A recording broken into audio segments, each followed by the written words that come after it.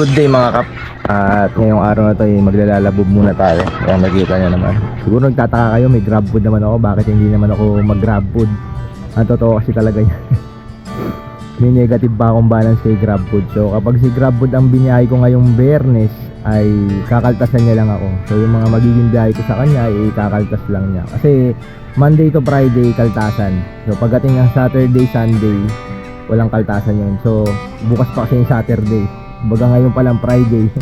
Sayang naman yung biyahe ko. Kailangan ko talaga ng cash eh. So time check tayo, alas 10 ng umaga. So siguro biyahe ako siguro hanggang mga 2. Uwi ako ng 2 para kita ko pa rin yung mga bata. Nakakuha na tayo ng booking sa Lalamove. At syempre ang unang kinuha ko ay credit. So pag sinabing credit, parang GrabPay, parang JRPay, well na siya through online. Dahil negative pa nga ako kay Lalamove ng 66 pesos. So yun, hindi ako makakakuha ng booking kapag walang credit na pumasok. Ang kinaganda naman dito sa Lalamove kasi pwede ka mag double book. So yun, pagkatapos nito, bago natin i-double book tong booking na to, ititignan muna natin kung malaki. Siyempre pag malaki, hindi na natin kakayanin yun. Pero siyempre discarte na lang kung anong gagawin natin sa booking na yun. Pero siyempre sayang kasi yung isang puntahan dun eh. Pwede mo naman dalawain kung kakayanin. So tara na.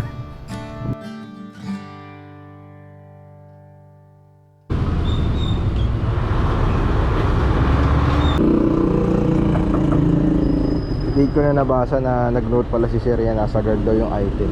Sir Andrew po yung pangalan. Yung ano po ito sir? Babasagin? Hindi naman. Magaan ng laruan. Ayun o, ang daming tumutunog ngayon. Maganda yung ano ngayon. Maganda yung booking ngayon kay Lalamove. Pero yung pair, di ko alam kung maganda. Pero syempre, no choice naman tayo. Eh, ibabiyahin natin to. Ganun lang naman eh. Sa mga rider na umaayaw, sa mga app na gusto, app na binabiyahe nila, dalawa lang naman yun eh. Kung pagtitiisan mo or aalisan mo, di ba? So kapag ako naman ginagawa ko, hindi ako nagtitiis eh. Tulad nun, nung naglalalamove pa ako, talagang full time lalamove ako. Nung nakita ko si Joyride, nag-joyride ako. So nung nalawa ako kay Lalamove, nalawa rin ako kay Joyride, minsan sumusundot ako ng grab food. Ganun lang naman yun eh. Huwag mo pagtiisan yung bagay na alam mo yun, hindi mo gusto. Kasi lalo ka lang maiinis eh, lalo ka lang mababad vibes eh. Isipiyahin mo na lang yung pinaka gusto mo, diba? Mas okay pa yun.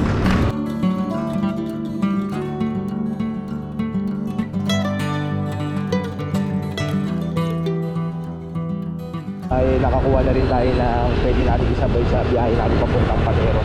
So ito yung mauuna, Makati to. Hindi pa ako makakuha ng credit dahil negative pa tayo sa wallet natin. So ganoon naman eh, kapag kahit negative 1 ka pa niyan, hindi ka pa rin makakakuha. Pero pag positive 1 ka na, yun, makakakuha ka na. Pero once na matapos mo yung booking, eh magiging negative din yun dahil yung 20% nga na babayad kay Lalamove, eh ibabawas na yun. So yun, kunin muna natin tong booking na to. Sa totoo lang, kahit matagal na ako nag-delivery rider, eh wala akong certain app na magaling ako. So instinct na lang talaga ng pagiging isang delivery rider yung daladala ko. So ngayon dito sa Lalamove, marami na nagbago, marami ng modus, marami ng kung ano-anong pangyayari. Kaya kung gusto nyong manood talaga ng legit na rider, ayun, bukas na. Ayun sir, wait lang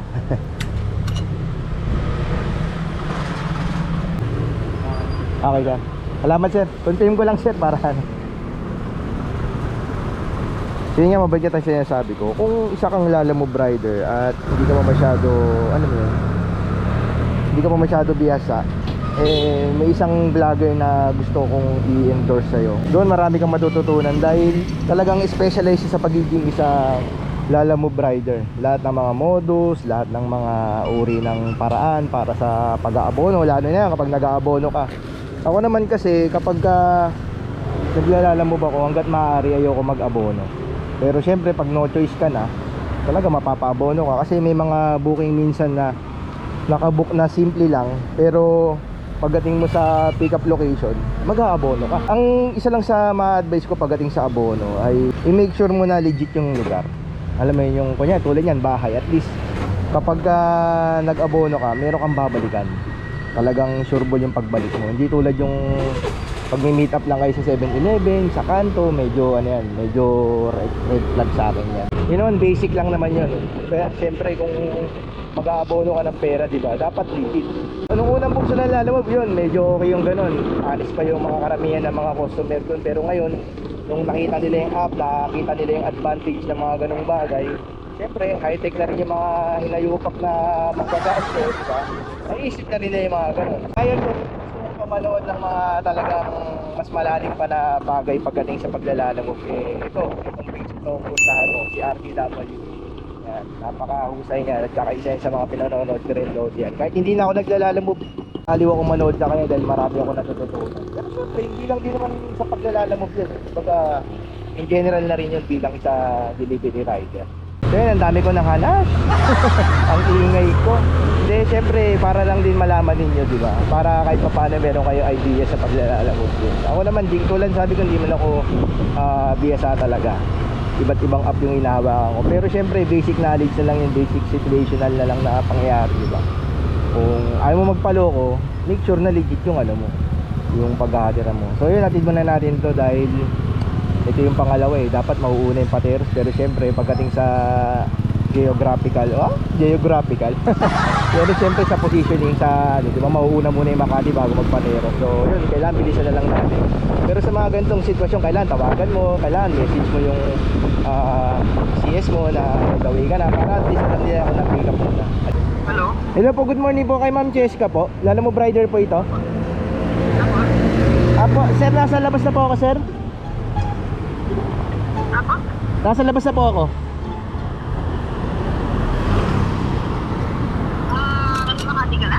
Ay, sorry ma'am. Apo, nandito na po ako sa Makati, ma'am. Teka lang, hindi kita nakikita. Andito, malapit po ako sa ano, Big Pot Store, yung tindahan na sa kanto po, Biak na Bato Street. Lumabas na po ata ko. Okay po, balik na lang po ako. Okay, sige po. Sige po. Brown na gate po. Brown na gate. Okay po, okay po. Sige po. May number po sa gate. Sige po. So yun, may traffic enforcer doon sa dulo. Bawal natin i-counterflow to. So gagamitan natin ng pinagbabawal na technique. Tulak-tulak. Ito naman yung mga panahon na advantage talaga kay Lalamove pag bare month na. So yun nga, bare month na. September 1 na, birth month ko na to. Bare month. Bahala kayo dyan. Kung ano nasabi ko. So yun, kapag bare month talaga, boom na talaga to si Lalamove. So iba't ibang tao na yung nagbubuk talaga. Good morning po, Ma'am Cheska po, no?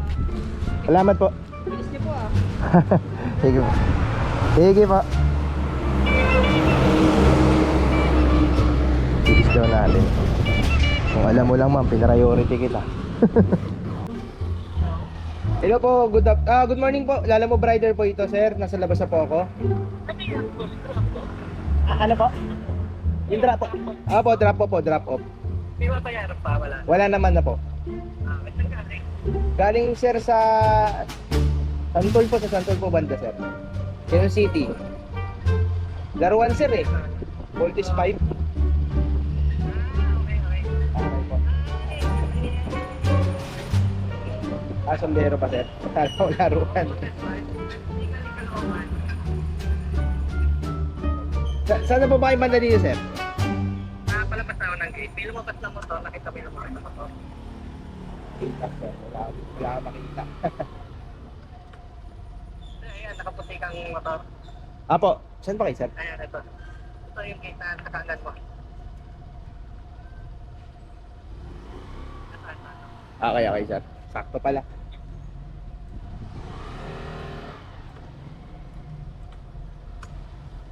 Sir JC po, no?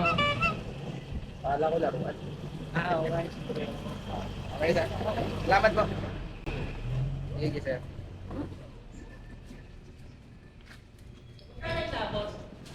Ay, wait lang. 133 po. Then, natin na natin yung booking natin dito sa Pateros. Nakuha na natin na natin yung dalawang booking natin. Wait lang, picturean ko lang.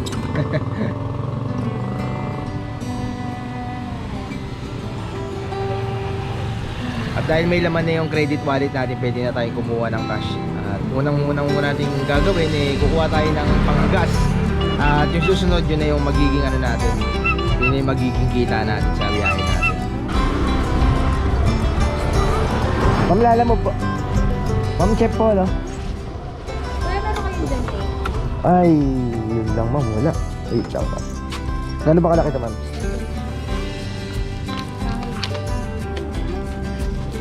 Sige ma'am, kaya dito sa harap to. Oo, okay lang naman.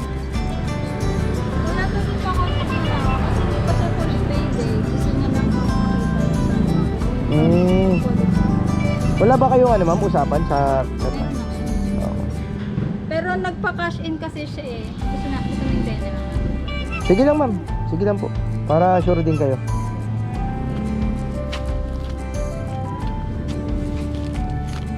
Ano ba ito ma'am? Kahoy lang?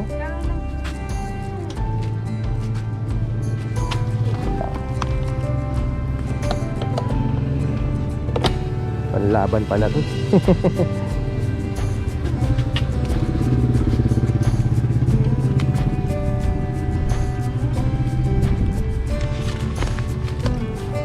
Ma'am, okay lang, sabayan ko to ma'am ha. Pakitawagan na lang dito sa Okay. Kailangan ba immediate nandun na agad ma'am? Pag gumawa lang naman din ako ma'am, within the area lang naman. Kasi siya rin naman yung uunahin ko kasi ito yung nakuuna ko. Unang nakuha ko. Okay, medyo napalaban tayo rin sa booking na to.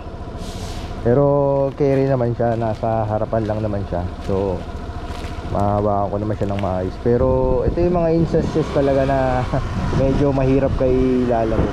Kapag nag-book yung customer natin, hindi niya nilalagay kung ano yung ano nila, kung ano yung ipapadala. Pero minsan may mga customer na ito po yung mga padadala, ganyan. So sa case ko naman, ito naman hindi naman siya masyado bulky para sa akin. Diba, parang okay pa rin naman siya, hindi mo siya nakakasagabal sa pagdadrive. Pwede na lang din sa rider talaga ako. Ano naman ako, hanggat kaya ko naman, wala namang problema. Pero syempre kapag sobrang bigat na talaga, syempre usapan na lang din yun, magpapadagdag tayo ng onto. So po ako sir, papunta Santa Maria, Bulacan.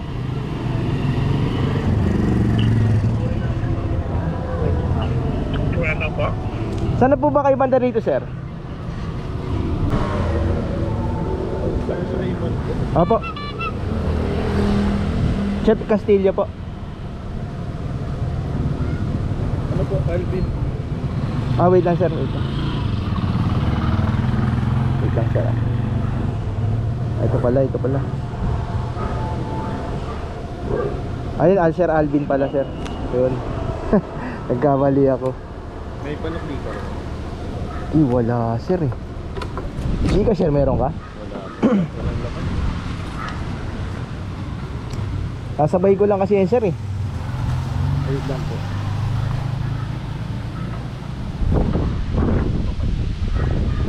Alvin. 234. So yun, wala tayong barya, binayaran tayo ng 500. So sabi ko pangalawang biyahe ko pa lang siya pero pang-apat na. Eh syempre yung dalawa natin online payment. Ayun, tumatawag yung ano. Wait lang. Hello, ako sir, sorry. Kasama niya. Pupunta pa na ako dyan sa Ligan. Yung sa pasyo ang ginawa ko. Kasama niya wala. Kaya. Pupunta pa lang po.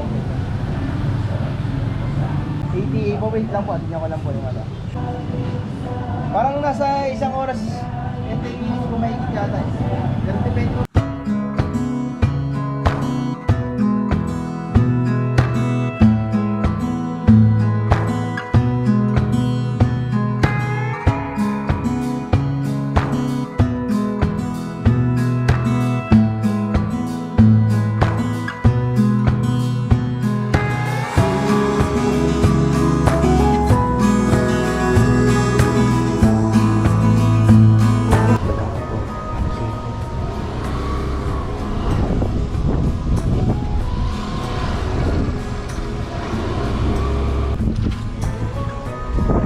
Nandito pa sila.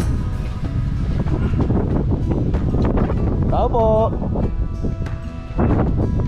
Walang doorbell. Tao po.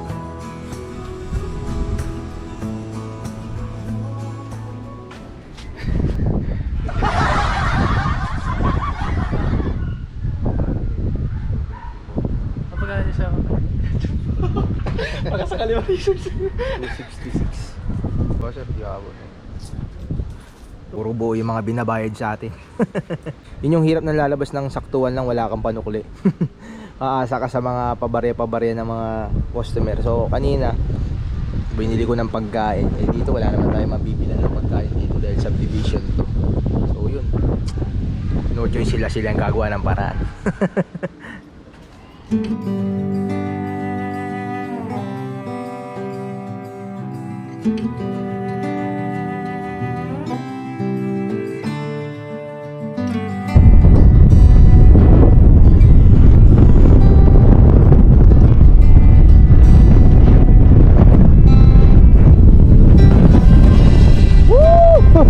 First time ko dumaan ng Ubanto, ang ganda pala rito. Kaso nga lang, kailangan bilisan na natin guys.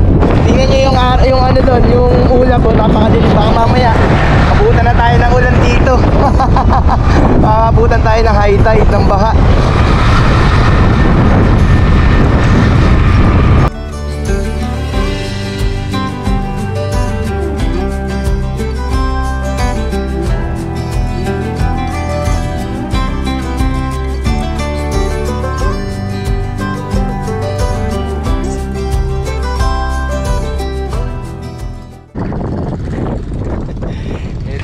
Dahil sa kakulitan natin dito natin yung daan.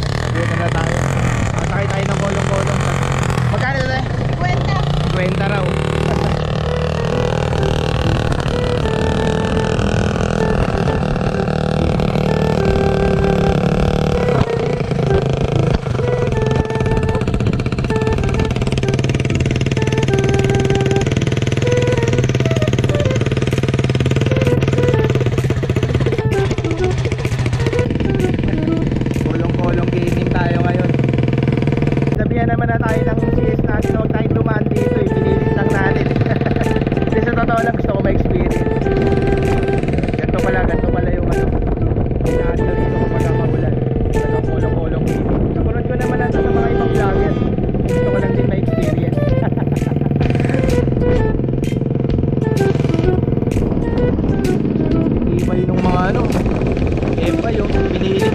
Honda Click tsaka Honda Beat.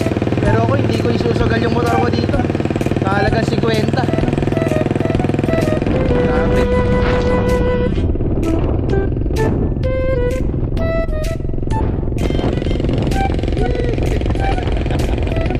Yan.